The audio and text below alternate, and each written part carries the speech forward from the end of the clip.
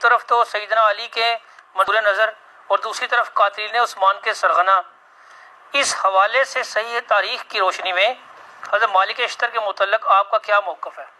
دیکھیں جی، مالک اشتر رحمہ اللہ تعالیٰ تابعین میں سے ہیں۔ انہوں نے نبی علیہ السلام کے مبارک زندگی کے اندر اسلام قبول کر لیا تھا، لیکن ان کا سٹیٹس ویسے کرنے والا ہی تھا، نبی علیہ السلام کے قدموں میں حاضر نہیں ہو سکے۔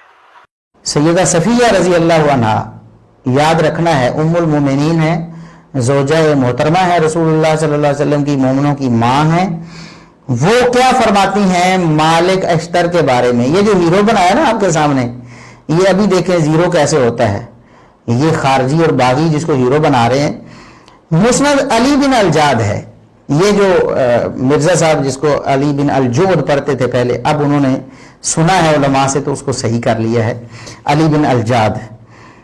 تو مسند علی بن الجاد میں صحیح سند کے ساتھ ہے 2666 نمبر ہے، 2666 نمبر۔ سیدہ صفیہ رضی اللہ عنہ اپنی سواری پر سوار ہو کر سیدنا عثمان رضی اللہ عنہ کو محاصرے کے ایام میں کھانا دینے کے لیے جا رہی تھی، کھانا دینے کے لیے جا رہی تھی، اور سیدنا عثمان رضی اللہ عنہ کا دفاع کرنے کے لیے کہ باغیوں خارجیوں کو کچھ سمجھائیں کہ میں زوجہ رسول ہوں، میں ام المومنین ہوں، کچھ حیا کرو، عثمان رضی اللہ عنہ کے قتل کے کیوں درپے ہو یا ان کو کیوں محاصرہ کیا انہوں نے۔ تو آگے سے اشتر ملا، مالک بن حارث، وہی جو آپ جس کو ہیرو بنا رہے ہیں نا، جس کو ویسے کرنی رحمہ اللہ والا سٹیٹس دے رہے ہیں۔ اب دیکھیں کہ ام المومنین اس کو کیا سٹیٹس دیتی ہیں۔ اشتر نے سیدہ صفیہ رضی اللہ عنہ ام المومنین کی سواری کو آگے اس کے منہ پر مارا، سواری کے منہ پر مارا، اور سیدہ صفیہ رضی اللہ عنہ گرنے لگی۔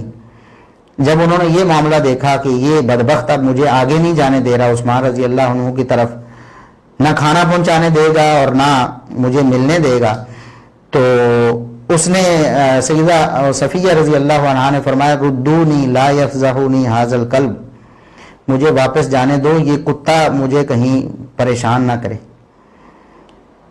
مجھے جانے دو، ردونی مجھے واپس جانے دو، لا یفضحونی ھذا الکلب، یہ کتا جو ہے یہ مجھے پریشان، مجھے رسوا نہ کر دے، میری توہین نہ کر دے، میری گستاخی نہ کر دے، مجھے واپس جانے دو۔ سیدہ صفیہ بنت حیی رضی اللہ عنہ ام المومنین کیا سٹیٹس دیتی ہیں اس کو؟ کلب، یہ کتا ہے۔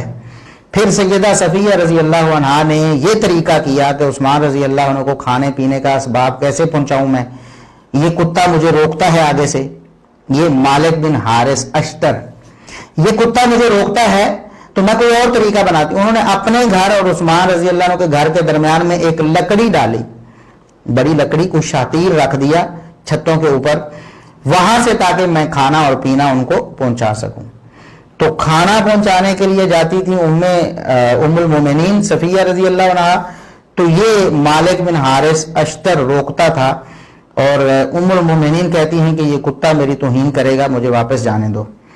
اب دیکھو کیا سٹیٹس ہے مرزا صاحب کے جو مقلدین ہیں اور جو پیروکار ہیں، وہ کیا سٹیٹس دیتے ہیں مالک بن حارث اشتر کو۔ یہ مرزا صاحب کی بات مانیں گے یا ام المومنین کی بات مانیں گے؟